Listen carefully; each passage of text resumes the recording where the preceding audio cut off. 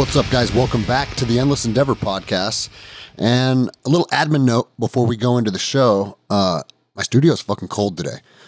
I usually turn the heater off because it's going in the background, and I always thought it would fuck the show up. But I'm not really picking it up through the headset. So in the interest of my comfort and staying warm today, the heater's going to remain on. If it fucking is annoying, I'll listen to the show after it's produced and say, you know what? I will continue to freeze in the future. But we had a pretty gnarly cold snap, last week? And it wasn't just Washington. It was the whole fucking country. And, east of the mountains where I spent one of the weekends, it was negative 15. Now, if you fuckers out in, Montana and, Michigan and all those places, negative 15 is probably a warm winter day. But for us out here in Washington, it was pretty fucking gnarly. And we went to a town called Leavenworth, which is kind of a little below the summit of Stevens Pass on the other side of the mountains. And I'm telling you, we stayed in this cabin that had a hot tub out front, and I would jump into the water, jump into the snow, do all that, having fun with the kids.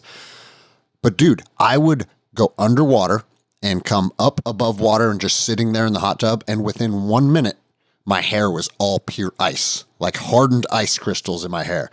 And I'd never experienced that level of cold before. So kind of cool and kind of gnarly, but fucking, I wouldn't want to inhabit that continuously. I'm here to tell you, pipes freezing and just really the inability to spend any significant amount of time outside unless you're bundled up like the State Puff Marshmallow Man. So, but yeah, pretty interesting. So guys, today, a solo episode. All right, we are doing another round of informed but not consumed. And informed but not consumed is exactly that. We have to understand the battle space we're occupying. We have to understand all the key players. We have to understand who's on our side, who's against us. And then we have to make informed decisions about where we take our life and how we allow it to affect our life. However, once that becomes your life and it consumes every waking moment and your blood starts to fill with cortisol and you're angry and disgruntled all the time, you've allowed the machine to do exactly what they want it to do. And so I try and put a minimal amount of effort on understanding the political landscape and who I think is our enemy and all that stuff. I shouldn't say a minimal effort, but I don't put a maximal effort into it.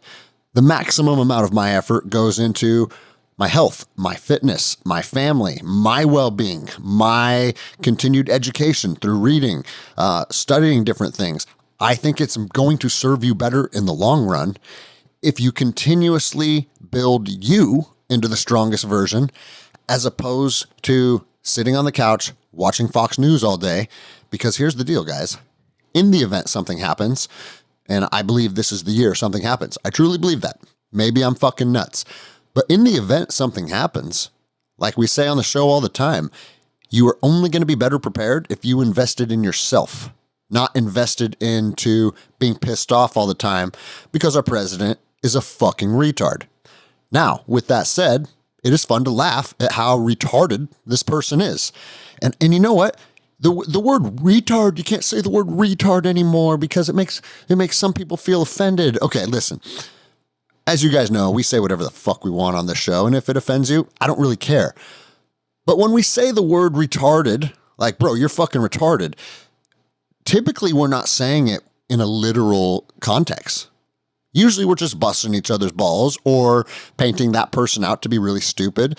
When I say our retarded president, I don't think that it is outside of a literal context at this point. And it's shocking to me. And it should be shocking to you too. And I don't care if you're on the left or you're on the right. You're listening to the show. You're probably not a flaming liberal. But guys, the man can't convey a coherent thought. I want you to think about that and ask yourself, oh, we all hate Trump and we can't have Trump. Listen, it's clear as day that the powers to be, the political elite and the media have basically fucking brainwashed everybody, because if that's who you vote for, I have to seriously question everything about you as a human being. Like I said, the man can't convey a coherent thought. And I don't understand how he gets to being the most powerful person in the free world without the ability to speak. Well, that's because he's not, and he's just a puppet, and there's people behind the strings. Yeah, I get all that, guys. But I still don't understand. I mean, if they want a person that is just going to be a puppet and do what they say, I get that, right? Are you telling me they can't find that person who has a functional brain? They can't find that? I mean, all the fucking Democrats are that person. And for some reason, they chose the stupidest one. Now, why would that be? In my opinion, it's because he is going to be the fall guy. They don't give a fuck about him, and something is going to happen, and they're going to pin it on him and say, sorry, bro, you're out. Or maybe it's all the Hunter stuff that comes up. Sorry, bro, you're out.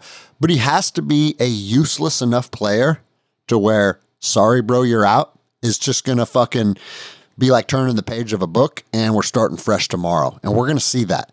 There is no way on earth that this guy continues to be the president of the United States. And so he was just at a rally, and I'm sure everybody saw this. This is going across everybody's Instagram feed yesterday. And when I say rally, he probably had 20 paid actors behind him because they're cheering to just inaudible gibberish. Listen to this. It's ridiculous. Lesson. Don't mess with the men in America unless you want to get the benefit. One more time so we can get the whole thing. It started a little late. We'll teach Donald Trump a valuable lesson. Don't mess with the men in America unless you want to get the benefit. And the crowd goes wild. We'll teach Donald Trump a valuable lesson. Don't mess with America unless you want to get a benefit. Yeah, we like what he said. Again, they're paid actors, or they're just so fucking brainwashed that you hear the word Donald Trump.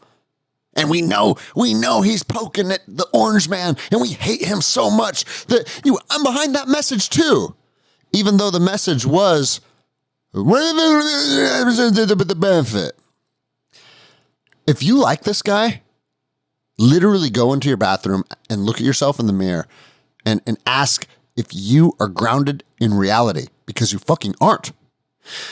And again, this isn't because I lean conservative or I lean right. I've said on the show 100 times, Barack Obama, Bill Clinton, men that I detest, men that I look at and think are scoundrels. But I can understand because they have an element of charisma. They can look at you. They can say things that make you feel good. They know how to play the game. They were masters of operating inside of the political theater. Gavin Newsom's another one. Like Justin Trudeau, all these guys. They are so good at just, hey, it's all good. I'm here. I'm maintaining happiness. I got a big cheesy smile on my face. Oh, you asked me a hard question? Listen, I'm just going to fucking pretend you didn't ask it and move on to the next thing. And it's still all good. Like, did you see they were asking Trudeau, they're like, how can you justify an $80,000 vacation over the holidays when a lot of Canadians are struggling economically? And he goes, here's the deal. I like to travel and hang out with my friends and enjoy a family vacation just like the majority of Canadians do. That's it. And the reporter was like, no, that's not going to work. And she re-asked the question and it was like, no, I understand that, but the amount of money that you spent on it seems a little outrageous in the eyes of many Canadians. And he looks right at her and goes, like I said, I enjoy spending time with my family on the holidays. And guys, you should be tarred and feathered for that shit because we pay your fucking paycheck. All right? Your smug, cocksucking attitude, like it is so despicable that you deserve to be drug out in the streets. That's what you fucking deserve. And Gavin Newsom's another one.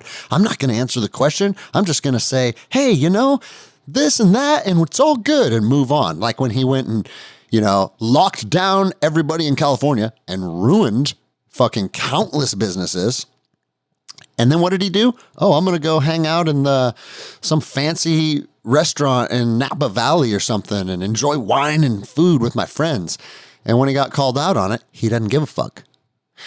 And he pretty much said in a nice way, I don't give a fuck. And you motherfuckers still support people like that. He hates you. He hates you. And people will still vote people like that into power. And this is the year it all changes, guys. This is the year it all changes. We're done with the politically elite cocksuckers that have been destroying this country for decades and decades and decades. And here's the deal. I think most of us, me included, didn't understand what they were doing for a long time. Sure, we thought politicians were corrupt and we thought they were probably laundering a little money and putting shit in there, doing backdoor deals and padding their own pocketbook. I think everybody thinks that that's been going on probably since the beginning of time.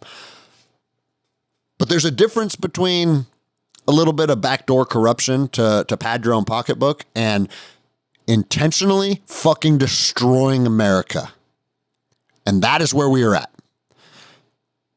And guys, it's really, you know, guys like me and Glover and Andy Frisella and the people that have built platforms that speak about this. Oh, they're just crazy right-wing conspiracy theorists. No one's intentionally destroying America.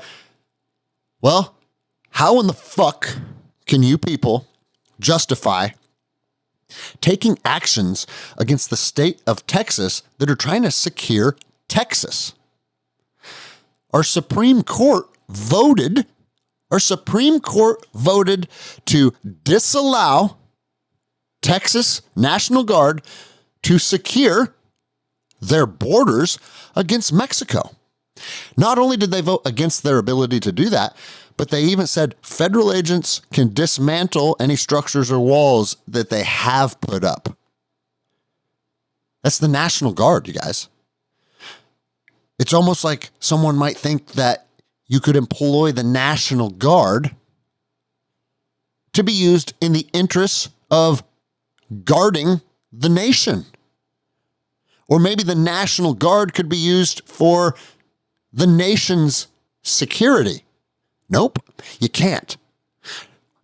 I promise you, and all this shit's going to come out.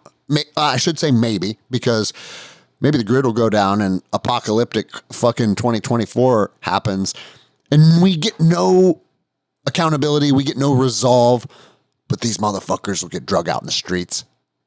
And that's what matters. And here's the deal though, guys. All the people that are pushing wide open borders. For a long time, I thought it was about votes. Hey, they want an influx of people, and they believe that the people that come into our country are going to vote along the party lines that just said, hey, come on in. Plus, it's racist to ask for any type of identification when you vote. It's racist to think that an African-American person could get a driver's license. No, and here's the ironic thing, guys. When they say stupid fucking sentences like that and fucking idiotic statements, it's difficult for members of the African community to get a license. That right there is the racism. And that's the irony in all this. They are the ones that look at African Americans and think they are less than or incapable.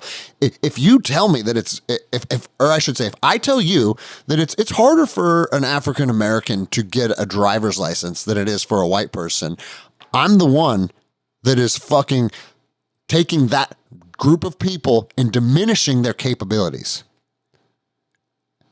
And the people, so many of you guys fucking, not you guys, but so many of our fucking citizens just eat that shit up hook, line, and sinker. And it's because you're a fucking dummy. That is why. There is no other reason. You're a dummy. And when I see this happening over and over and over, there is a part of me that says, fuck, man. Does the World Economic Forum that fucking is putting together these evil fucking plans to depopulate planet Earth, maybe they're fucking onto something. Because the world is full of dummies. And I'm not saying an IQ test needs to be given. And I'm not saying that, you know what? A dummy to me isn't even a level of intelligence. A dummy to me is someone that just blindly follows what they're told to follow.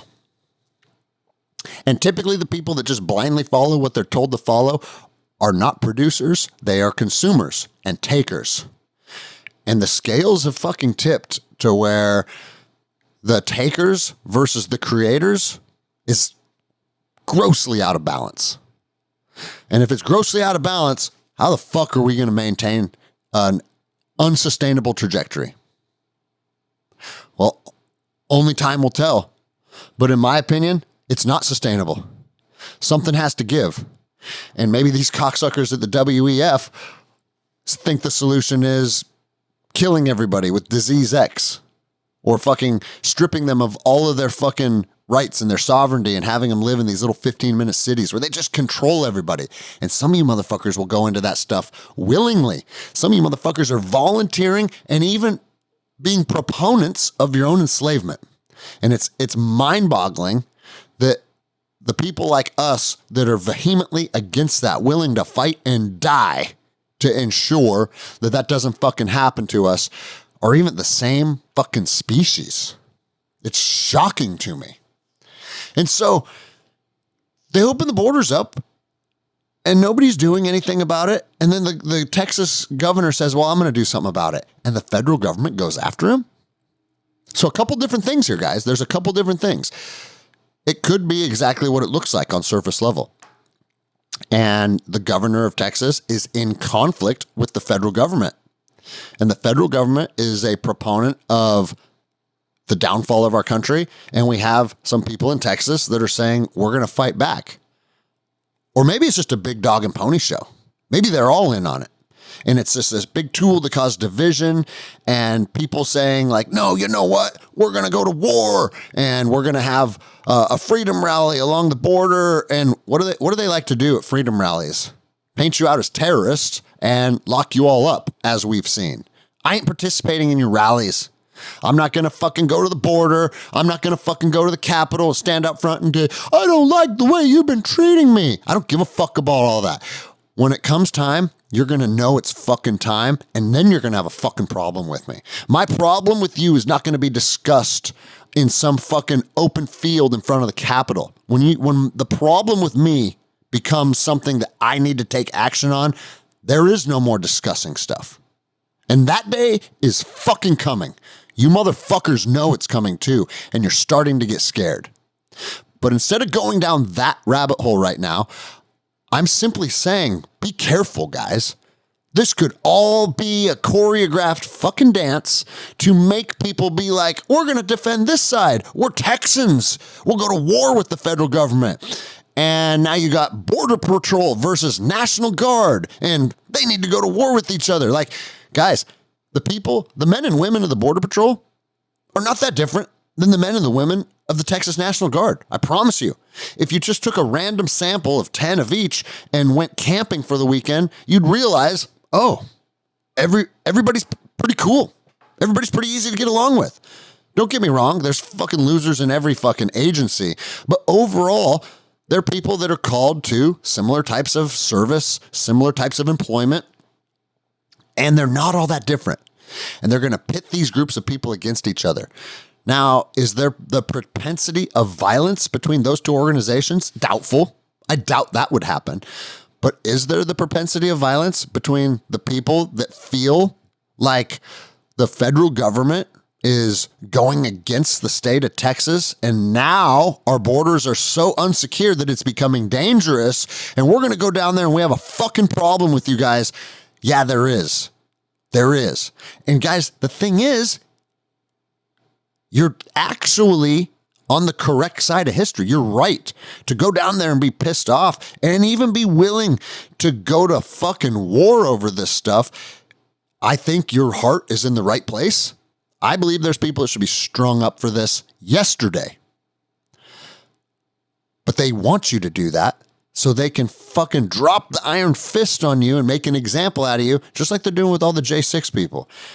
Now, I know a lot of people are like, well, when is it go time then? Well, when is it go time then? I don't have the answer to that, and I don't think anybody does.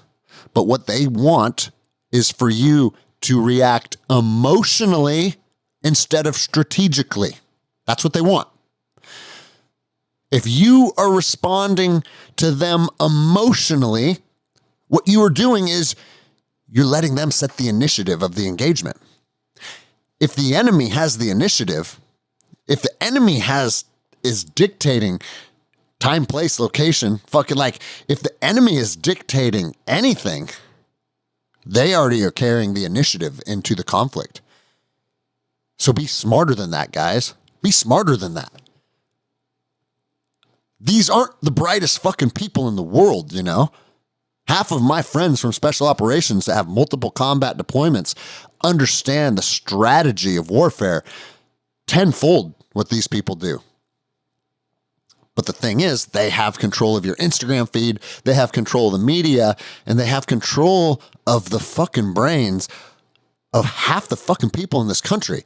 And they push out certain narratives, and they turn up the heat, and they turn up the heat, and they turn up the heat, and then they're going to get you to respond emotionally, and then they got you exactly where they want you. So think about that. Be extremely mindful in the strategy in which you employ against the people that are trying to destroy our country.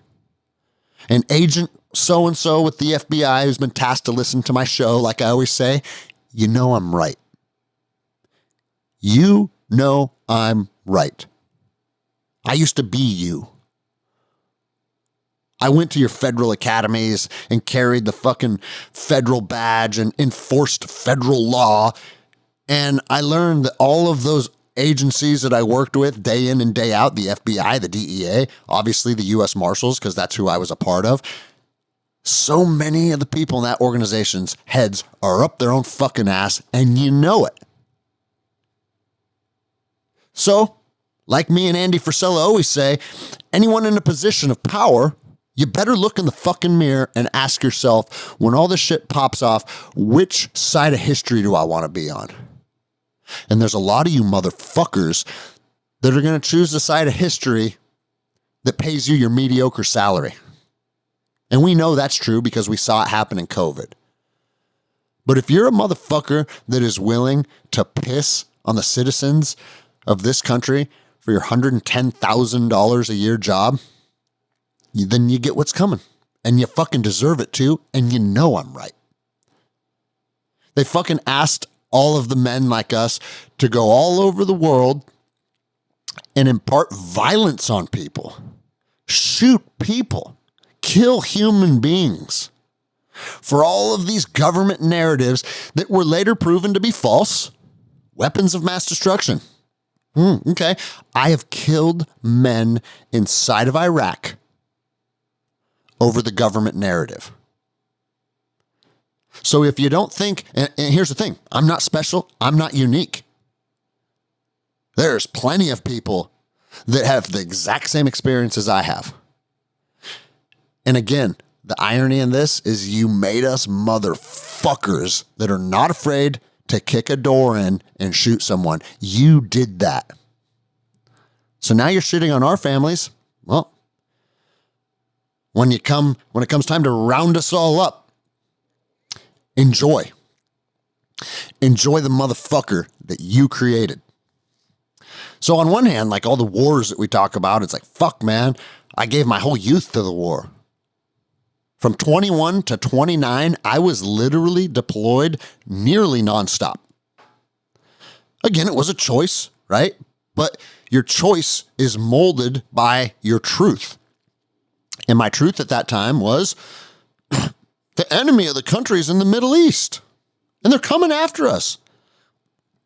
And if I fight them over there, my family won't have to fight them over here. All that stuff. So this leads right into the next thing. You saw the Border Patrol, or no, I don't think it was, the Border Patrol wasn't there, but it's due to just the ineptness of the Border Patrol's chain of command that the borders are wide open, and that fucking dude was being interviewed by a lady that's like, hey, you don't know who I am, but you're going to know who I am. You're going to find out. And he was clearly Islamic. And, some people are like, is that a Mexican? Well, you haven't lived in Iraq long enough. It's certainly not a Mexican.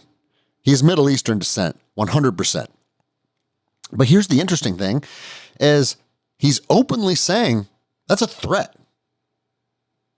You're going to find out who I am. Everyone's going to know who I am. Come to find out, it sounds like we already know who he is. Movsam Samadov, the chairman of an Islamic a faction of the Islamic Party.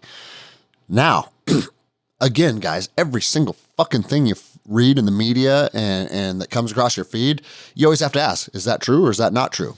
And I've seen these videos that show this man to appear to be the man in the video. All right. If I was a betting man, I'd say, yeah, that's him. That's my Screaming Freedom First Form energy drink, which, as we always say, is not an ad. And I normally don't consume beverages on solo episodes because that takes me off the mic. But I'm just getting over some fucking shit, and I need to take a drink. So, is that him? Is that not him? I don't know. If I was a betting man, based on the videos that I've seen, I would say it's him. But the other side of the coin is, maybe I'm just being led to believe it is him. And maybe I'm falling for it. Regardless, guys, if people like him turn out to be true, and they are infiltrating our borders with nefarious plans, and I love the word nefarious. I get people hitting me up all the time. You say nefarious a lot. I do. And I say pejorative a lot. If they are coming across our borders with nefarious plans and they carry out those plans, who are you going to blame? Terrorists are going to do what terrorists do. And here's the other side of the coin, guys. If your family lives in Yemen and is part of one of the wedding parties that got fucking nuked by our drones, well, if that was my family, maybe my sisters got killed at a wedding by the United States drones. And I'm not taking sides here, guys. Like, I understand collateral damage and warfare. I've literally been part of that and watched innocent people get killed. I've partaken in operations where innocent people have been killed. I understand it. But my point is this.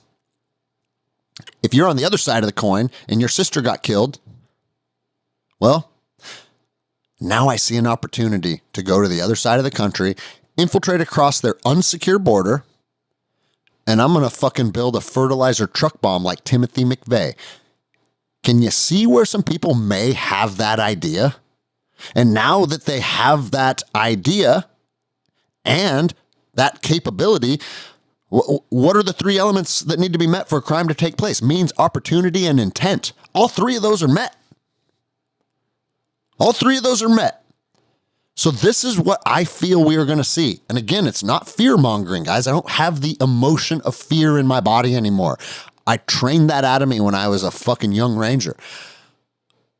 I feel like if this takes place, we don't blame a Yemenese fucking Islamic jihadist that snuck across the border. Because a young Islamic jihadist that snuck across the border is going to do what young Islamic jihadists do when they sneak across borders.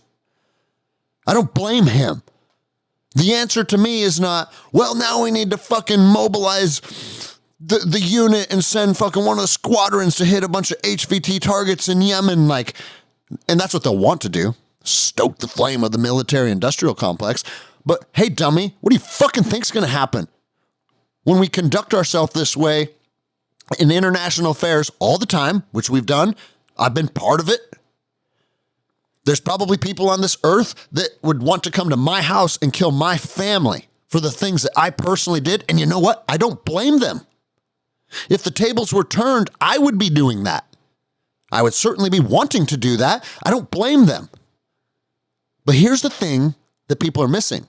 If our government is going to go all over the world and conduct these operations and do these things and put our men into these conflicts and fucking stir the hornet's nest up all the time, like we always do, you better secure our fucking borders then, you dumb motherfuckers, because our families are back home. Our children are back home. And the fact that they're not doing it lets us know this is not incompetence. It is by design. And that is my truth. It is by design. So when your fucking schools or a football stadium or a church or some fucking congregation of our citizens gets attacked, don't go looking to blame the people of Yemen. Don't go looking to blame the Palestinians. Don't go looking to blame the cells operating inside of Iran that we need to go after. Look no further than every motherfucker inside of American politics that facilitated it. And you know what else? It'd be very interesting to do an audit on all the people that are responsible for keeping the borders wide open, this mass influx of unknowns, all the people that are responsible for this. I bet if you dig deep enough, they got mysterious donors here. And an influx of funds from this organization. And a donation from that organization. And they probably have more money in their bank accounts than everybody listening to this episode right now combined. Because again, I don't think a lot of the key players are smart enough to be the masterminds behind this. And all these cocksuckers that are partaking in it and being a part of the process as it plays out to have an unsecured nation, they're simply following orders that were brokered in backdoor deals. And they're not doing it by accident, guys. They're not doing it by accident. Like fucking 2 of the Supreme Court justices that Donald Trump appointed voted to disallow Texas to keep the border open. So what the fuck are we talking about? Here's an interesting thing about CBP, that's Customs and Border Patrol. You'll tear down razor wire along the Texas border because President shits his pants wants you to. Just go and do what I'm told. But you'll detain me and my wife because you found a little bag of grapes in her carry-on that was fucking given to us by Alaska Airline during the flight. You can't import fruit from Mexico to the United States. Yeah, okay, I get it. There's infestation bugs, there's apple maggots, there's reasons that you don't want Mexican fruit in the United States. Okay, I get it. Cool. Not an unreasonable request. Do you have any fruit on you? And my wife, not knowing how to play the game with these morons, said, well, I have some grapes from the flight. Oh, and here's the thing, bro. If you got a young woman, well, she's 41 now. I don't know if she falls under young woman. If you have a woman who says, yeah, I have a couple grapes, very easy to deal with that situation in a very respectful manner. And you could say, unfortunately, ma'am, our policy requires that anybody that has fruit on them of any capacity now has to go through secondary screening, because that's what we had to do. No, dude, bro, we got this bitch. We got one. Come with us. You too, sir, because you're traveling together. Talking to us like like they just caught a fucking criminal. We got one. This bitch had fucking grapes. Let's get her. And here's the thing. The agents that were at the little kiosks that are like, scanning your passport and then directing you to secondary screening, absolute fucking cunty fucking bitch, dude. And in the post-apocalyptic America, I would fucking knock her out. And I am not a proponent of hitting women. But if you want to be an absolutely disrespectful cunt for no reason, especially over a bag of grapes, you're getting knocked out, bitch. Sorry. That's how the game's played. She's being a bitch. She's like, you're going to go with him to secondary screening. And then this guy, and I don't know if I talked about it on the podcast before or not. This was November coming back from Mexico. This guy goes, you guys got to come with me to secondary screening. Again, a retard, not in a pejorative sense, in a literal sense. I was like, what the fuck are they? Are they literally hiring people as part of CBP security with mental disabilities? And my wife goes, yes, be nice. It's very clear. Like, I'm serious, guys. I'm not being a dick. 100% chance this person had some type of mental deficiency. You got to come with me, guys. You got to come with me. Sit right there, please. Sit right there, please. And I said, sit. I don't want to sit. I feel like standing. Yeah, you got to, sir, you got to sit. I said, I don't want to sit, and I'm not going to sit. I'm going to stand here. And you could tell, and maybe I'm an asshole for being a dick to a retarded person, but he was depriving me of my freedom over a bag of fucking grapes. I'm going to push back, and I'm going to be a fucking prick to you.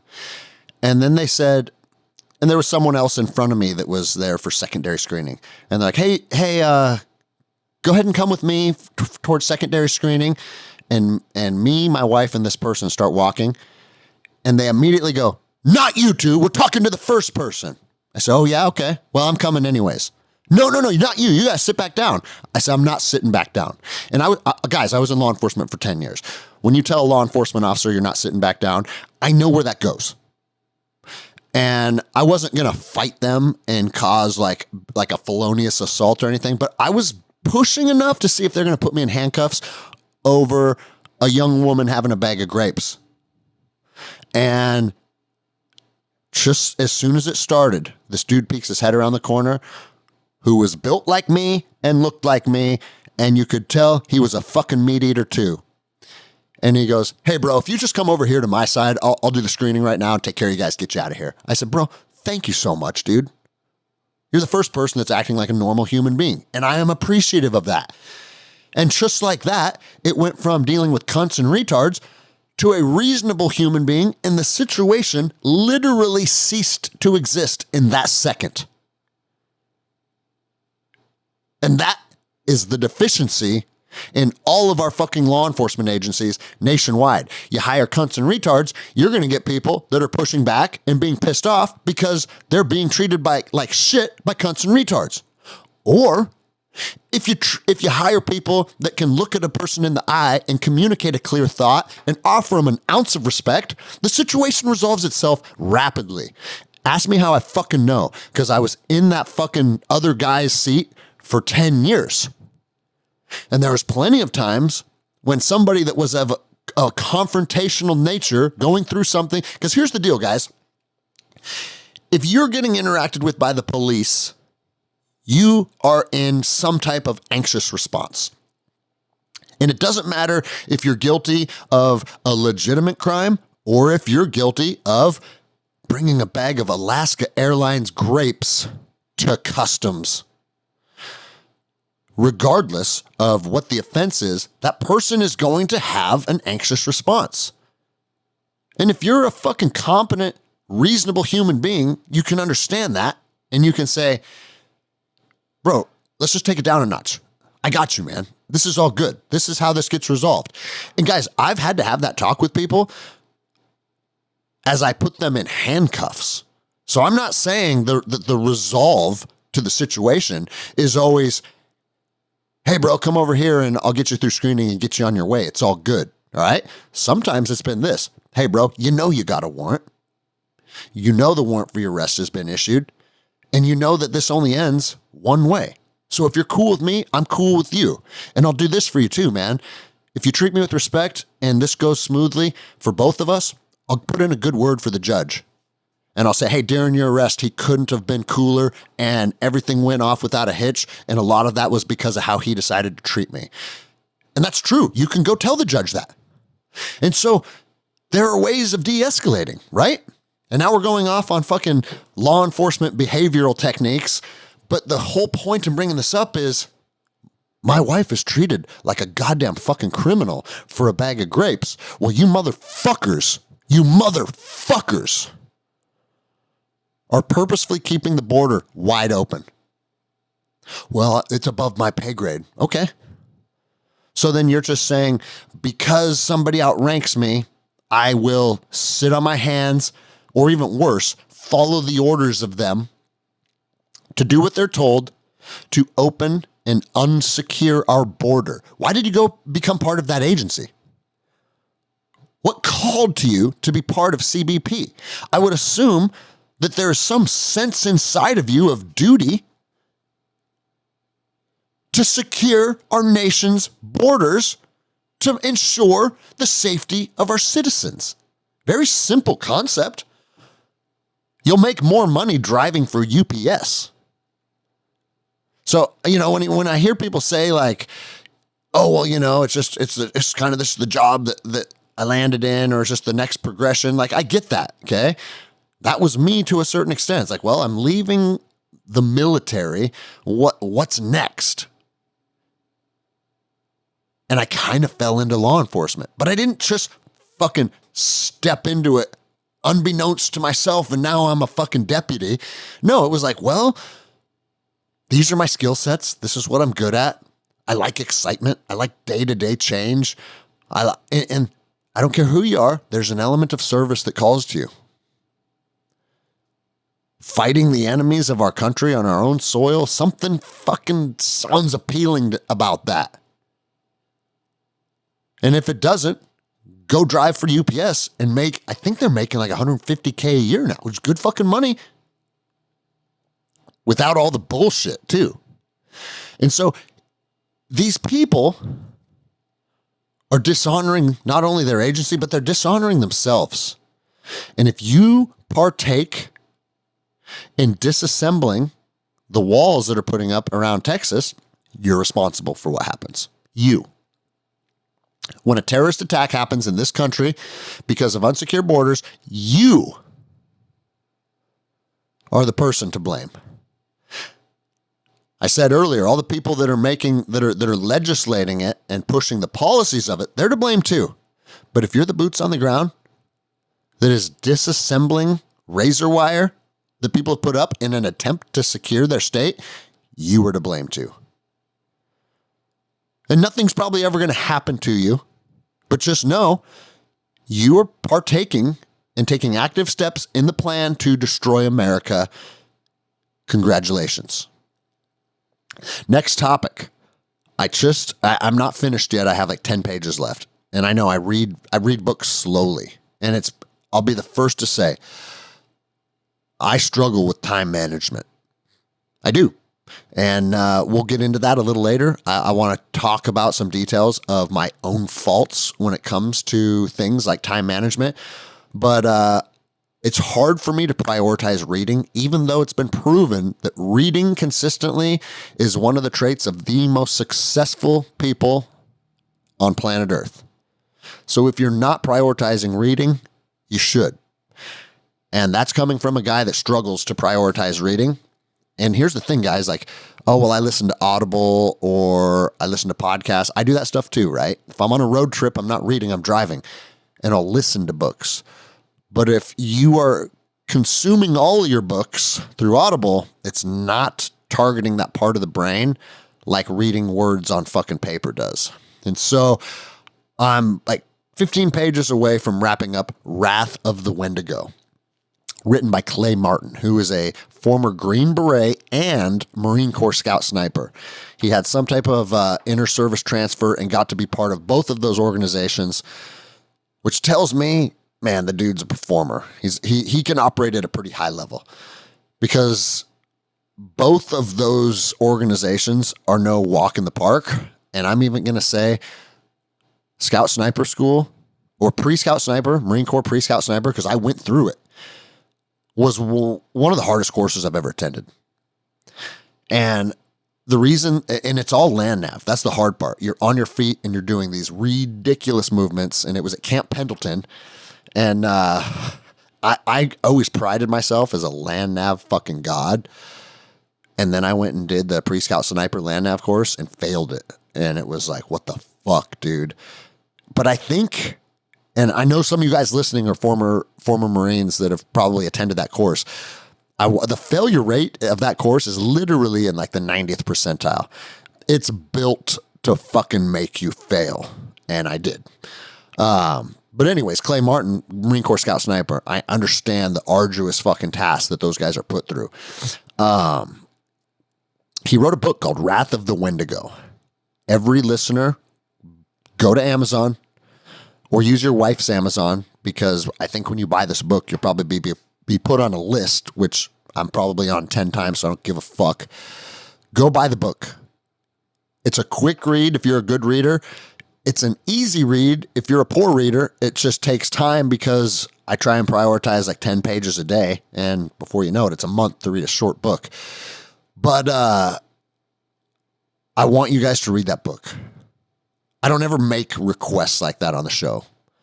But I believe that if you are consuming this show, that you are someone that is probably a patriot, somebody that is of a like mind, that this country is in turmoil and we need help and we need to change the trajectory of our country. Now, I always promote that change through your own personal health, fitness, intelligence capabilities. Cleaning up your house first, making sure that your house is taken care of. And if we all simultaneously clean up our own house, well, then our communities become stronger as a byproduct of that. I'm a big proponent of that. I love seeing guys like, again, Andy Frisella and Mike Glover that have massive reaches that are tenfold what I've ever created, pushing this singular important message of personal excellence. Wrath of the Wendigo was written by this former Special Forces operator. And what he said in the first page of the book said, this isn't my story. I didn't come up with it. I went out into the woods and had a vision. This vision, during this vision, part of like the vision that he had was, hey, not only are you having this vision, but go home and share it with others. Write this vision down.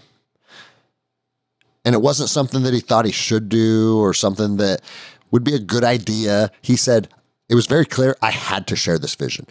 And he goes, I don't know if it's fiction. I don't know if it's a prophecy. I don't know what it is. But again, it's not my story to tell. I had this vision and I'm sharing the vision with you guys. Whoa.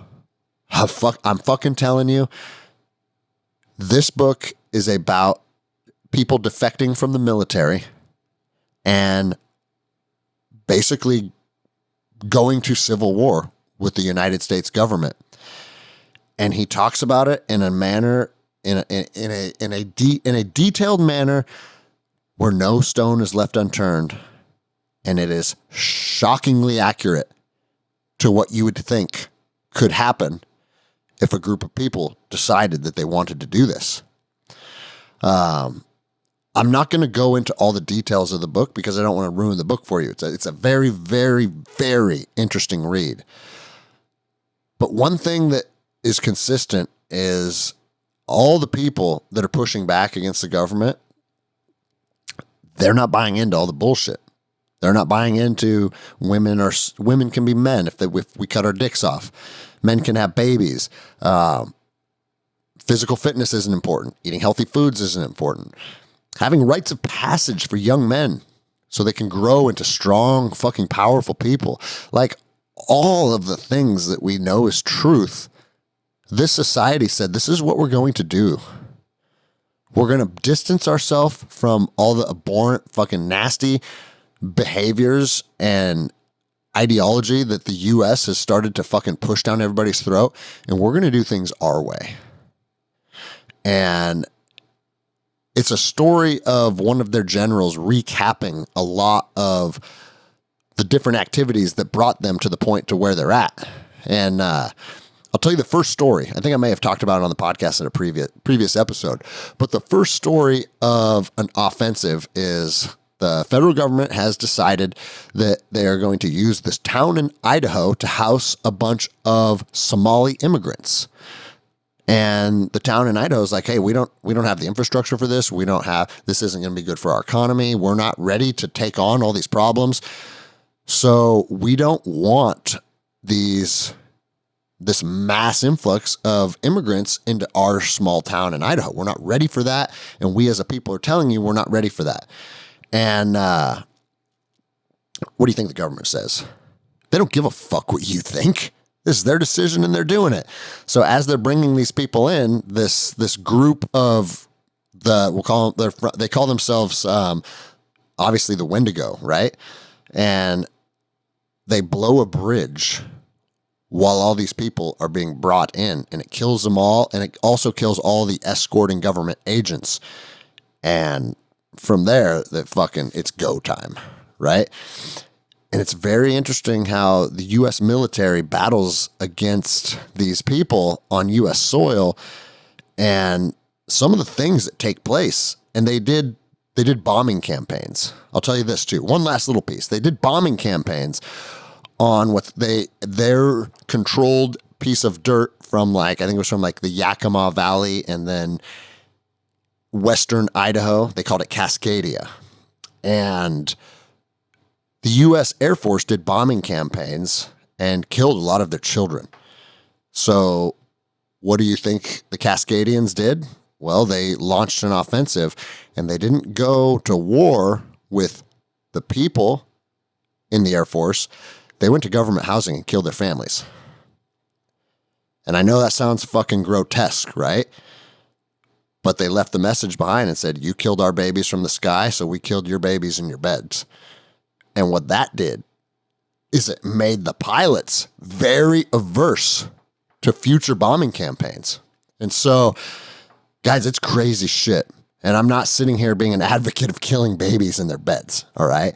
I'm simply saying the way in which this guy had a vision of how a rebel faction would go to war against its own government was nothing short of fascinating.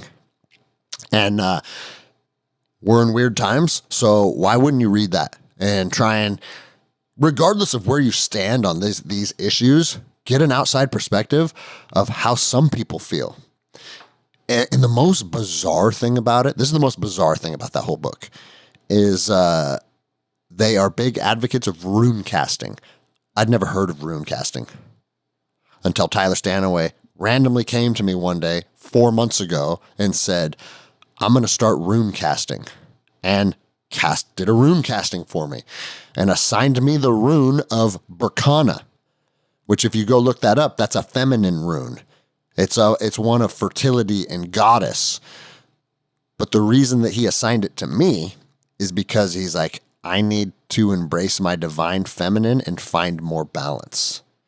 And so that's a whole other episode, right? Or you guys can go listen to Tyler on Compassionate Viking and learn about all these things that he practices and that he believes. Very interesting stuff. But the fact that you got this fucking rebel force in Washington State that are using rune castings to fight against the government, it was wild. Wild fucking book. Where else do we have to go? You know, to just circle back briefly to the terrorist thing and saying that, terrorism is a subjective term. I gave the example of the kid in Yemen that had his sister killed in a drone strike, right? But we have these people that want to say that people on the right are terrorists.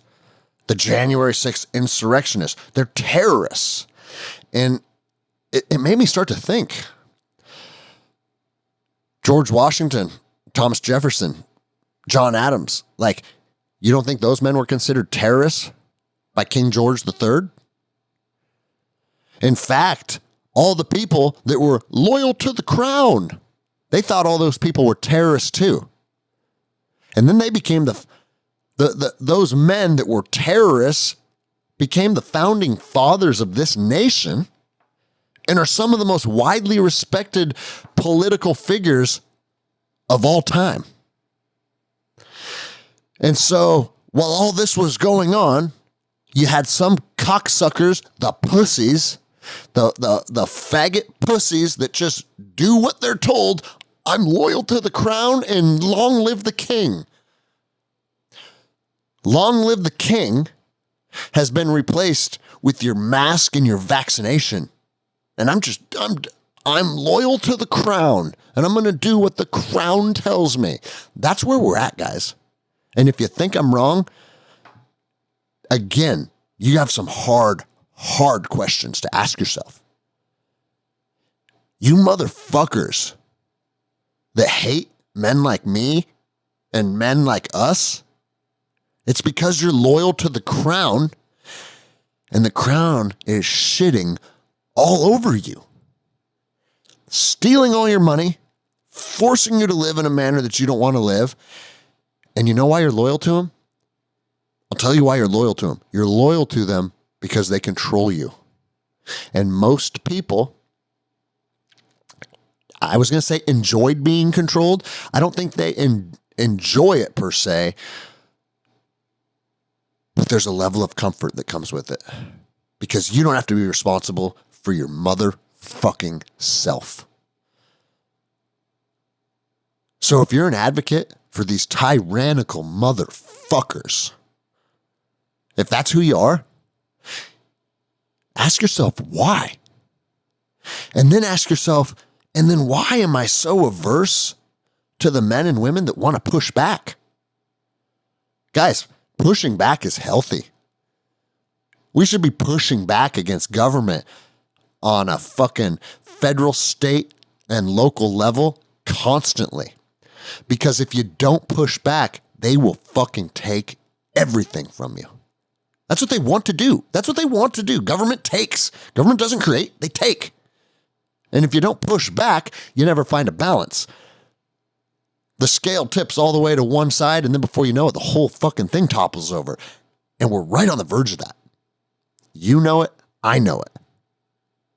So instead of looking at your fellow citizens that want to push back, try and come to an understanding with them.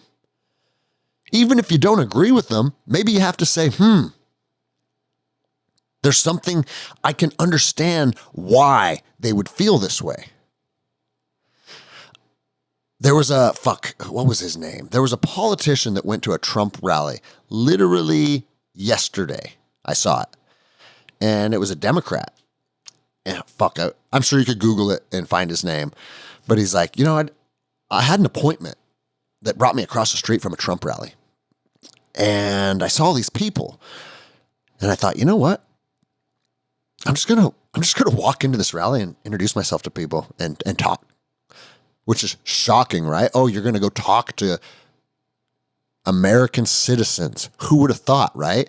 And he goes, every single person I talked to was smart, articulate, kind, nice, respectful. And he's like, I had great conversations with literally everyone.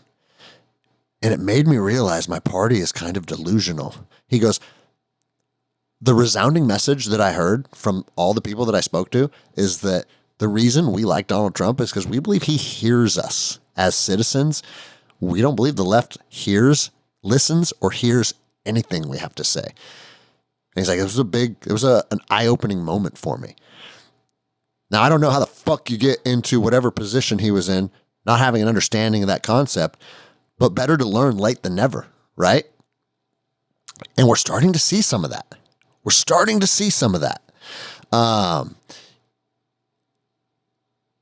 I don't think that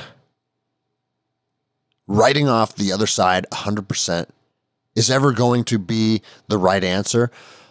But I've arrived at the point where the ideology that we are fighting against is so out of alignment with mine that the middle ground is pretty much lost. And therefore, there has to be some type of reset. There has to be. Like last week's episode talking about Apogee starting a new school system to combat the Department of Education. There's not two sides of that coin.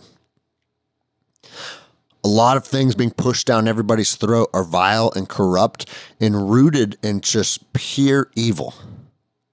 And we don't have to meet that halfway. But those are the fringes that I believe they do want us to focus on 100%. You know, you see all these, what's his name? I can picture his face. He's the guy, he always goes to college campuses with his table and sits down and debates college kids. And they're just saying the dumbest shit to him. And it makes you think, it's like, fuck, man, this is hopeless. This is the future of America.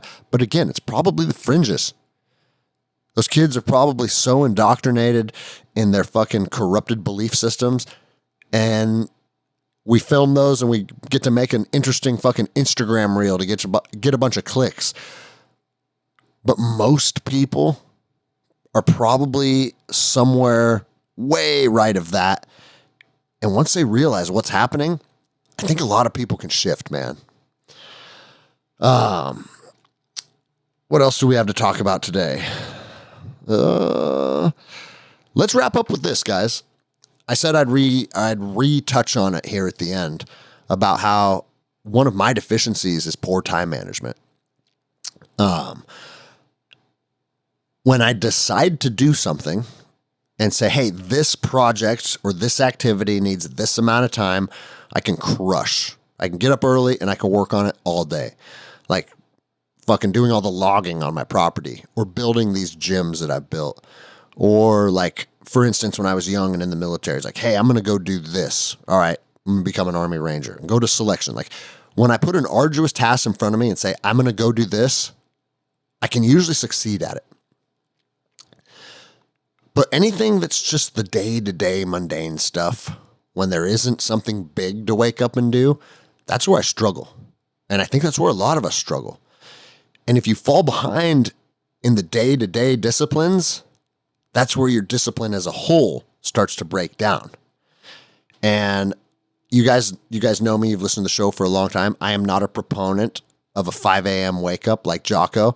I like to wake up when my body wants to wake up. And that's fine. Andy Frisella says the same thing. He's like, I sleep until I don't want to sleep. Then I wake up and crush. And for me, I value sleep. I think it's underrated. I think burning the candle at both ends sounds masculine and there's some bravado around that, but you're also killing your brain. Sleep is fucking imperative. But I want to start to dial in the little things. I feel like I can do the big things well. Now, when you say the little things, diet, nutrition, and exercise, they're a big part of those. But those three, I'm pretty good at.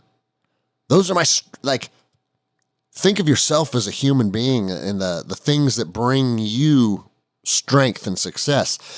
I think you have to have, I think having the discipline to be physically fit and nurture and consuming nutritious foods, I think that's super important.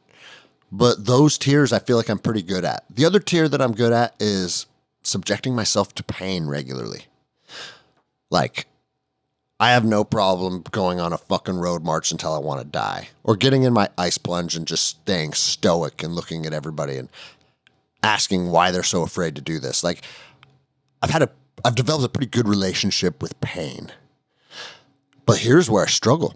Like I said earlier, I struggle the discipline to read. I struggle the discipline to write. Like, my book should be done by now, and it's probably 65% done.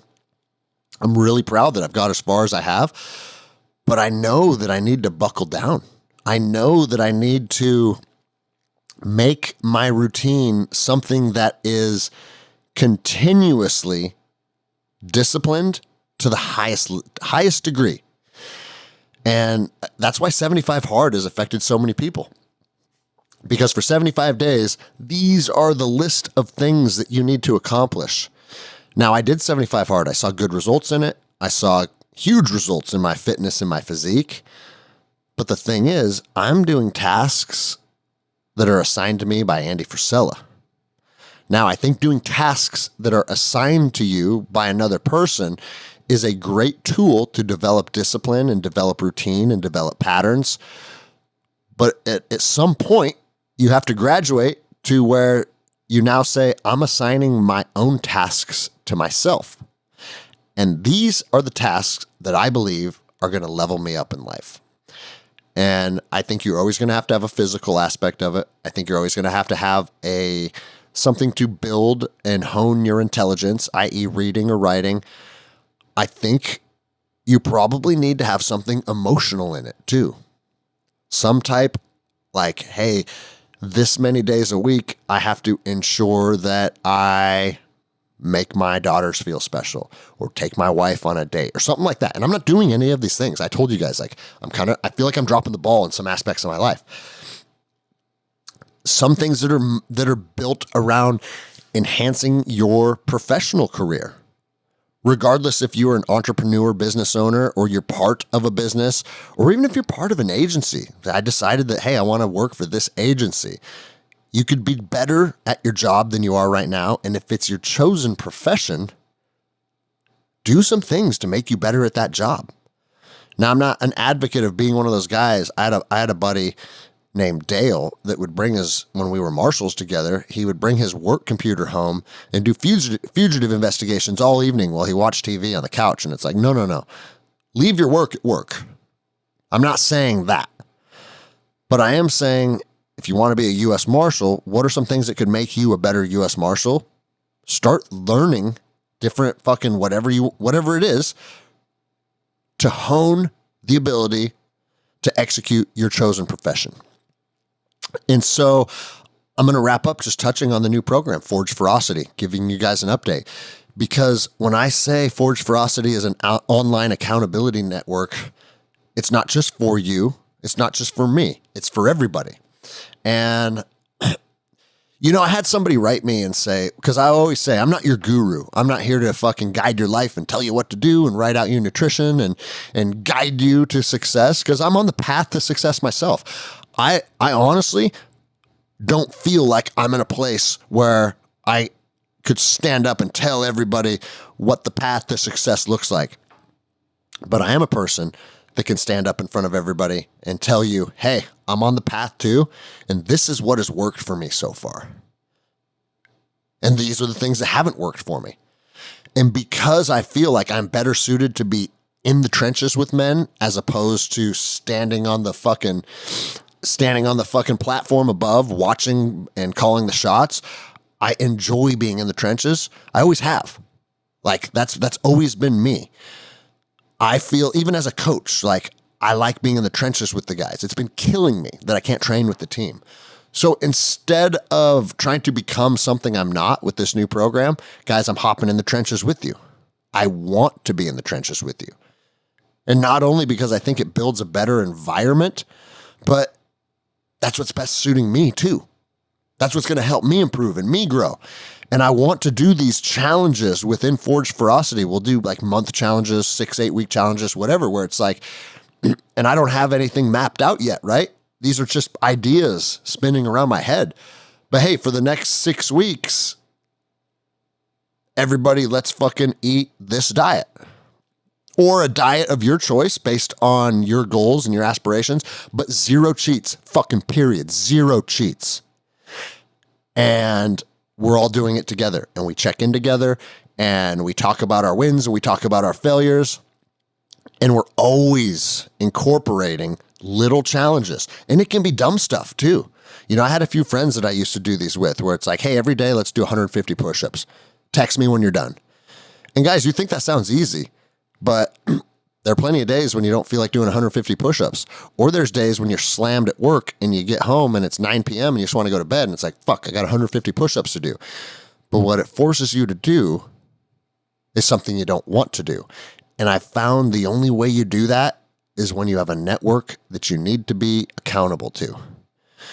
Because if that person didn't get that text message saying, hey, my 150 push-ups are done, well, guess what that means? That means you failed. That means the commitment that you made with each other, you didn't follow through on. And not following through on a commitment, for me, it stings a lot worse than not following through on a commitment in my own head. In your own head, you can come up with a lot of justification. Oh, I'm not going to do my push-ups today because my shoulder hurts. But if you have to send that text to one of your friends, I didn't do my push-ups today because my shoulder hurts. Now you start to feel like a little bitch. And that's the whole premise of this network. We are going to be in the trenches together. We are going to be working towards excellence together. We're going to be building our minds, bodies, and spirits together. And my goal is to build this to a point where we start coming together in real life too and hosting physical events where we join up and fucking spend the weekend at my property or whatever it is. Because these are going to be real relationships, guys. These are real people on the other end of that fucking computer that are out there on the grind just like you, putting in the work, getting better, coming up with ideas. And that's what I want. It's not every week Greg Anderson prescribes a activity. It's like, hey, what is something that you found tremendous value in that you think that would benefit the team? And we'll bounce ideas around and be like, dude, for the next 6 weeks, why don't we try this? Why don't we try this guy's fucking approach? And just playing around with it and subjecting ourselves to change and new ideas, it's going to fucking work, guys. I promise you it's going to work. Now, it may work for 25 people or it may work for 2,500 people. I don't fucking know. But it's going to work, and it's going to change the lives of some of you that decide to hop on board and be part of the journey. And so the reason I bring it up is my website designer says he's shooting for early February, which is literally right around the corner. By the time this airs, we might already be up, but I'm not going to put out a projection per se until I have an official start date, but we're right fucking there, guys. So excited for everybody that's been part of the journey with me for a long time. You know, it's funny. I listened to episode 21 of the podcast yesterday and it was atrocious. And I was like, fuck, man, how did I build a decent following? But the thing is, nobody's good at anything when they're brand new. I wasn't good at jiu-jitsu when I was a white belt. But 3 years in, I feel like I'm probably a mid-level blue belt in the realm of podcasting now, which is significant, you know, in the world of, I should say, as a sample subject of all of planet Earth, you take a blue belt, that's an absolutely phenomenal grappler. You put him up against a black belt, well, now we have a different fucking story. And I know I'm nowhere near a black belt, but it's fucking coming together, and I feel it, and I get the feedback, and I see it in the emails from the listeners, and it's been cool. So let's take this a step further. Instead of you guys just listening to me, I want you guys on the platform where I can listen to you, and then we can all be in the trenches together. Appreciate you guys. We're going to be coming back next week with probably some more Jiu-Jitsu Chronicles. Been getting good feedback on those, and just other interesting motherfuckers, because that's what this show's about. Thank you, guys.